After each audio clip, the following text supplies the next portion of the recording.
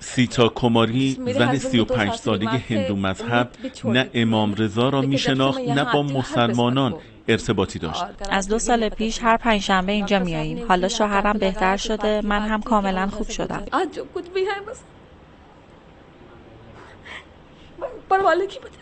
نظیر این خانم هندو افراد به اینجا می آیند و دست پر برمیگردند. امام علی ابن موسی رضا که شفاخانه به خدمت کا کام. در این دارالشفا بیماران مختلف از ادیان گوناگون میآیند. ما نمیگذاریم آنها نگران پول درمان و بستری در بیمارستان باشند. همه میهمان امام رضا هستند. نوچندی جمعرات کو امام رضا کی یہاں پہ جو ہے ما هر پنجشنبه اینجا برای حل مشکلات مردمی که مراجعه میکنند جمع میشویم و نمیگذاریم کسی از اینجا ناامید برگردد. آتش مردم شهر به زیارت امام رضا علیه السلام در قرون گذشته باعث شد بنایی شبیه حرم امام هشتم اینجا ساخته شود. یا حرم امام رضا علیه السلام کی شبیه ہے. از 2 قرن پیش چون مردم نمیتونستن برای زیارت امام رضا به ایران بروند، اینجا با عشق و توسل میآیند. پیروان هر مذهبی چه هندو، سیک در ادیان میآیند. حرم برای تامین هزینه‌های خود به جایی وابسته نیست. 100 سے زیادہ بچوں کو ایجوکیشن دلاتے ہیں. ما هزینه تحصیل 100 دانش آموز فقیر را تا پایان دانشگاه پرداخت می‌کنیم. به ده‌ها خانواده بی‌بضاعت ماهانه غذا و پوشاک می‌دهیم. در طول سال هزینه دارو و درمان حدود 5000 مریض را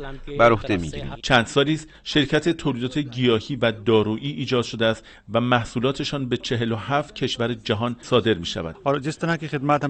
از وقتی که ما هزینه‌های حرم را پرداخت می‌کنیم، تولیداتمان چندین برابر شده. چشم داشتی از کسی نداریم. سود آن محصولات صرف زندگی نیازمندان شهر می‌شود. متولیان این حرم برنامه‌های مختلفی برای توسعه و گسترش خدمات خودشون از جمله حمایت از خانواده‌های نیازمند، دانش آموزان بی‌بضاعت و بیماران دردمند رو در برنامه‌های آینده دارند. حسن عبدالملکی، خبرگزاری صدا و سیما، شهر لکنو، مرکز ایالت اتر پردش هند.